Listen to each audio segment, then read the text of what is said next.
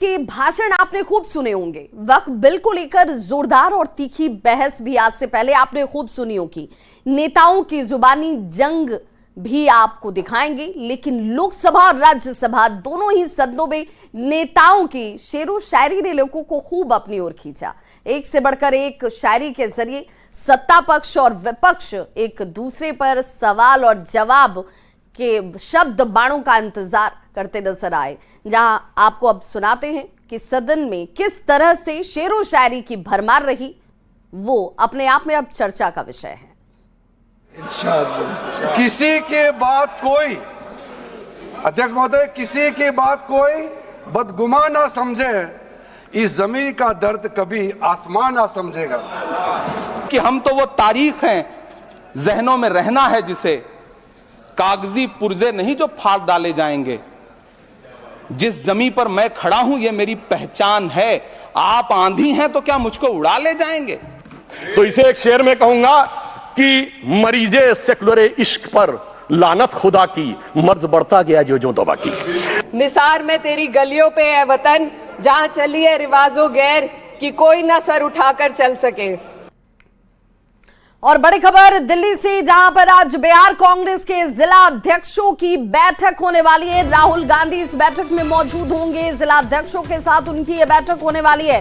राष्ट्रीय अध्यक्ष मल्लिकार्जुन खड़गे की मौजूदगी बैठक में होगी। बिहार कांग्रेस प्रभारी कृष्णा अलावरू और बिहार कांग्रेस के अध्यक्ष राजेश राम इस बैठक में शामिल होने वाले हैं। इंदिरा भवन में बिहार कांग्रेस के नवनियुक्त 40 जिला अध्यक्षों के साथ ये बैठक होने जा रही है। दोपहर 3 बजे का वक्त है जब बैठक की शुरुआत होगी। और ये बैठक बिहार में जो होने वाले विधानसभा आगामी चुनाव है उस दृष्टिकोण से बेहद महत्वपूर्ण माने जा रहे हैं। और बिहार के नए जिला अध्यक्षों के साथ खुद राहुल गांधी इस बैठक में मौजूद रहने वाले हैं। तो दोपहर के 3 बजे का वक्त है जब बिहार कांग्रेस की दिल्ली में यह बैठक होने जा रही है। कांग्रेस के जिला अध्यक्ष सभी जितने भी नवनियुक्त इस वक्त जिला अध्यक्ष हैं वो लोग यहां पर मौजूद होंगे, जिसमें कृष्णा अलावरू की मौजूदगी होगी, राजेश राम की मौजूदगी होगी, मल्लिकार्जुन खड़गे इस बैठक में शामिल होंगे और राहुल गांधी की मौजूदगी में इस बैठक को बेहद महत्वपूर्ण बिहार में होने वाले आगामी विधानसभा चुनाव के दृष्टिकोण से माना जा रहा है। कटिहार में कांग्रेस की नौकरी दो पलायन रोको पद यात्रा में कांग्रेस नेता शामिल नहीं हुए। कटिहार के राजेंद्र आश्रम से राज गार्डन तक कन्हैया की यह पद यात्रा प्रस्तावित थी, लेकिन अचानक से राहुल गांधी के कार्यक्रम की तैयारियों को लेकर कन्हैया कुमार बेगूसराय चले गए। कन्हैया कुमार की पद यात्रा में शामिल नहीं होने पर बीजेपी ने तंज कसा है। बिहार के पूर्व डिप्टी सीएम और नगर विधायक तारकिशोर प्रसाद ने कहा कि अब सीमांचल में कांग्रेस और इंडिया अलायंस के लिए कुछ बचा ही नहीं है। साथ ही कांग्रेस को आरजेडी की पिछलग्गू पार्टी तक बताया गया। देखिए, भारतीय राष्ट्रीय कांग्रेस की जो राजनीतिक यात्रा बिहार में वैसे ही समाप्त है। इसलिए मुझे लगता है कि कांग्रेस अपने हैसियत को बिहार में पूरे तौर पर समझ गई है, क्योंकि कांग्रेस राष्ट्रीय जनता दल का एक पिछलग्गू पार्टी के रूप में उसकी पहचान बन गई है बिहार में। पीएमसीएच में आए दूर दराज के मरीज जांच कराने के नाम पर दलालों के शिकार हो रहे हैं और इस कार्य में इनका साथ वहां के काउंटर कर्मी भी देते हुए नजर आ रहे हैं। मरीजों से इलाज और जांच के नाम पर दलाल एक मोटी रकम की वसूली करते हैं और ऐसे में हमारी टीम आज अस्पताल के रेडियोलॉजी डिपार्टमेंट पहुंची, जहां एक्सरे के लिए कतार में लगे मरीजों को बरगलाते हुए एक दलाल कैमरे में ही कैद हो गया। मरीज और उनके परिजनों का यह कहना है कि सुरक्षा गार्ड के साथ साथ डॉक्टर हो या फिर स्टाफ हो, उनकी मौजूदगी में दलाल मरीजों को गुमराह करते हैं और उन्हें ठगी का शिकार बनाया जाता है, लेकिन इन्हें रोकने वाला या इनके खिलाफ कोई कार्रवाई करने वाला दूर दूर तक नजर नहीं आता। पीएमसीएच के रेडियोलॉजी डिपार्टमेंट में कैसे दलालों का कब्जा है, ये बता रहे हैं हमारे संवाददाता रजनीश कुमार। पीएमसीएच के रेडियोलॉजी डिपार्टमेंट में हम मौजूद हैं। ओपीडी का वक्त है और बड़ी संख्या में जो मरीज हैं जांच के लिए यहाँ पहुंचे हैं। जरा हम बातचीत करें क्योंकि कुछ लोग यहाँ नजर आ रहे हैं। कौन हैं आप?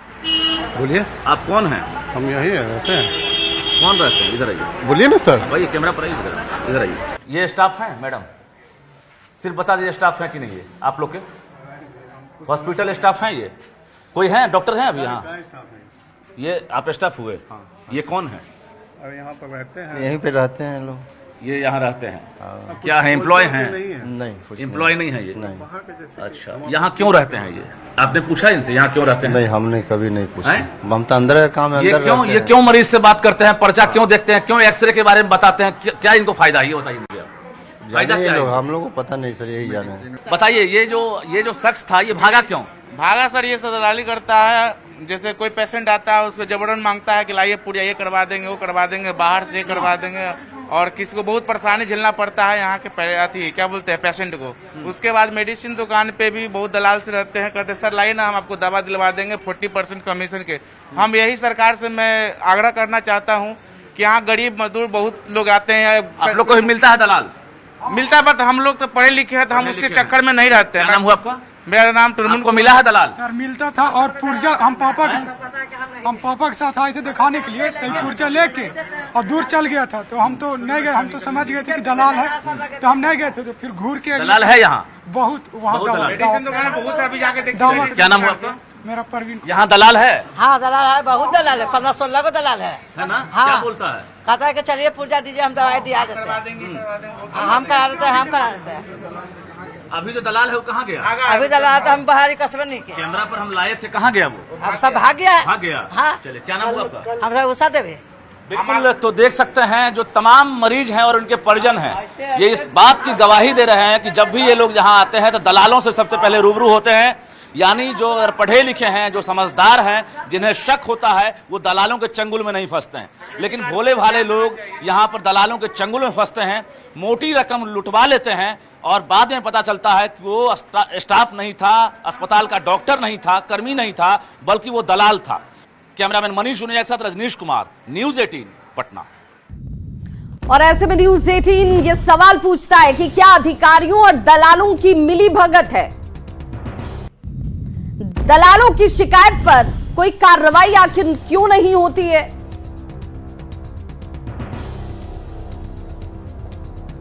गरीबों और जरूरतमंदों का आखिर इलाज होगा तो होगा कैसे?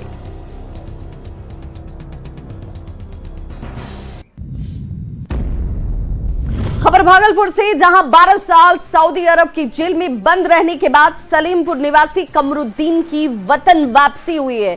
उसके घर लौटने पर खुशी का माहौल है। कमरुद्दीन ने कहा कि केंद्र सरकार की मजबूत कूटनीति की वजह से वो वतन वापस लौट पाया। साथ ही उन्होंने केंद्र सरकार का इसके लिए आभार भी जाहिर किया।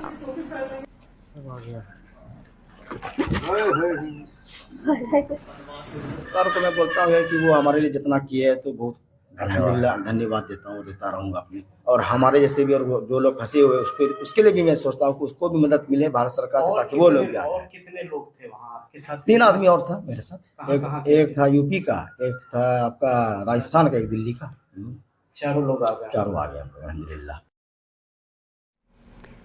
बिहार विधानसभा चुनाव को लेकर बीजेपी लगातार तैयारियों में जुटी हुई है। दिलीप जायसवाल भी जल्द ही अपनी नई पार्टी की घोषणा करने वाले और नए टीम को लेकर प्रदेश अध्यक्ष दिलीप जायसवाल का यह कहना है कि बीजेपी की टीम उनके कार्यकर्ता हैं।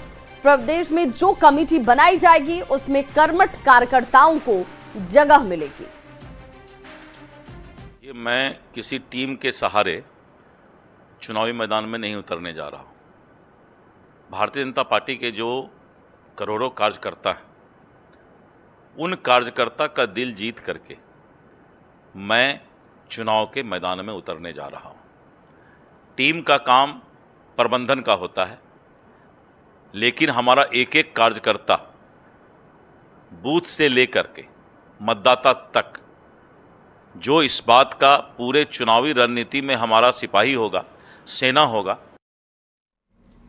सहरसा से बड़ी खबर, जहां बसनही थाना क्षेत्र में बाइक सवार अपराधियों ने पुलिस की टीम पर ही हमला कर दिया। हमले में अपराधियों की ओर से चलाई गई कई राउंड गोली से एक चौकीदार गंभीर रूप से घायल हुआ है। जानकारी के मुताबिक पुलिस की टीम गश्ती के लिए निकली थी और तभी बाइक पर कुछ लोगों की गतिविधि संदिग्ध दिखी। पुलिस ने जब इन्हें रोकने का प्रयास किया तो ये लोग भागने लगे और भागने के दौरान ही गोली चला दी गई। पुलिस ने एक आरोपी को खदेड़कर हालांकि पकड़ा है। बाकी लोगों की तलाश अब भी जारी है।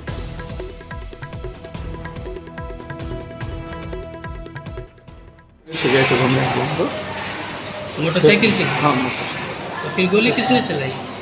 हम लोग घर में थे ना, अच्छे में हॉस्पिटल का जा हम लोग बगल में से छिपे हुए, ठीक है ना, छिपे हुए थे। तब आदमी देखिए क्या देखे तो क्रिमिनल निकलता है, श्याम महिन का। अब अकेले बाइक से गए थे? ना, 4 आदमी थे। पेट्रोलिंग में थे तो बाइक पर सवार अपराधी आ रहे थे, उनको इन लोगों ने रोका तो भागने का प्रयास किया। ये लोग पकड़े उसको इसी में एक अपराधी है फायरिंग करके मकई के खेत में भाग गया है। घटनास्थल पर एसपी साहब, 3 डीएसपी साहब सब लोग वहाँ पर पहुँचे हुए हैं। भारत की तरक्की की कहानी लिख रहे ऐसे लीडर्स जो नीतियों को बदल रहे हैं विकास में, और अब आपको मिल रहा है मौका ऐसे लीडर्स को सीधे सुनने का। न्यूज़ 18 राइजिंग भारत समिट 2025 में जुड़े। 8 और 9 अप्रैल को भारत मंडपम नई दिल्ली में इस खास मंच पर मिलिए उन दिग्गज नेताओं से जो भारत के विकास को नई दिशा दे रहे हैं। आप भी इनका हिस्सा जरूर बने। आज ही रजिस्टर करें www.news18futures.com राइजिंग भारत समिट पर।